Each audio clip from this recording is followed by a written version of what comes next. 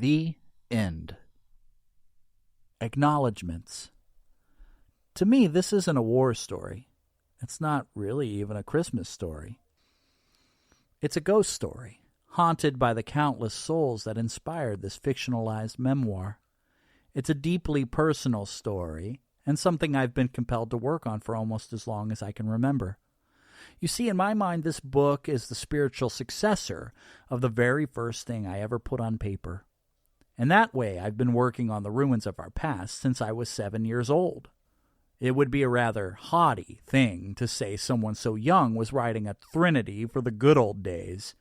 That seminal work hardly resembles the final product, but from FBKIS to Debt to Society to Home Street to the work you now hold in your hands, there was a growing storyteller translating his own experiences into a fictionalized account. Weaving this tapestry has taken a lot of work and the help of a horde of amazing people, and this is but the short list of who I'd like to acknowledge. First, I must thank Nana and Pop, Walter and Louise Grant, Grandpa and Grandma Ball, Orville and Maxine, Great-Grandma Limley, Isla Bell, and her Baxter, my mother, Deborah Ball, my father and stepmother, Greg and Jackie Grant, my sister and nephew, Elizabeth and Gabriel, and my brother Andrew, to whom this book is dedicated. Gratitude extends also to my girlfriend, Stella Ingram, and her parents, Dennis and Estrella. The personalities of my family and friends obviously influence this tome, and more importantly, the life I've had that has led to this publication. I must also recognize my editors, Miriam Altman-Berry, Holly Magnani, and Amy Rice. If there's one piece of advice I can give to anyone looking to self-publish, it would be to avoid self-editing. If I could offer a second tip, it would be to hire these ladies. I owe them so much.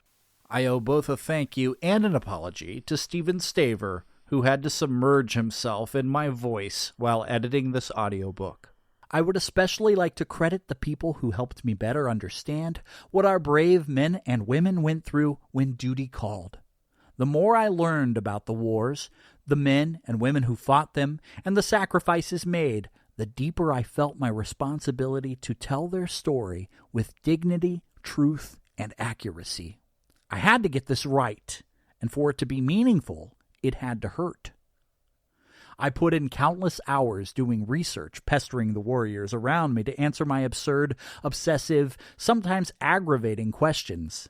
If I captured any part of the experience well, it was because of Sergeant Trent Feller, 366 4th Maintenance Company, Army, Sergeant Christopher Chan, 166th SOC, Army, Mohammed Dia Jassim, an Iraqi citizen who worked as a procurement officer for the U.S. military, Julie Waters, currently a major in the reserves, deployed to Iraq with the 108th MP Company, Airborne, and MCPO Frederick Berry. It was Fred who suggested Paul should be a corpsman, read through the manuscripts to check facts, and reassured my fears about bringing in my own personal feelings.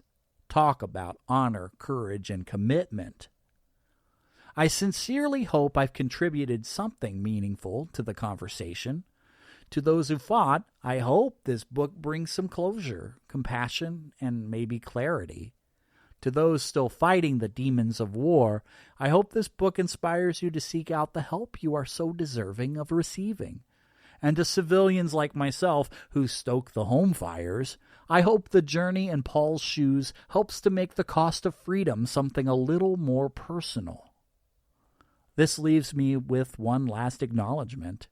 I want to put the spotlight on you for taking a chance with this book and giving me the privilege of telling this story. Even if you don't leave glowing reviews all over the internet, spread the word to every literate person you come across, and give dozens of copies away as presents to the special people in your life, I want to thank you from the bottom of my heart for forgoing your precious time to embark on this journey with Paul Squall and Old Saint Nick. You shared a piece of your life with me, and I'm eternally grateful for that precious gift. Thank you so much for taking the time to go on this adventure with Paul and me. I hope you enjoyed this book, and if you did, it would mean so much for you to write a review and tell a friend. It's a tough market, and a book by a self-published author lives or dies by word of mouth. While you're at it, head on over to wolfandwool.com and introduce yourself to me.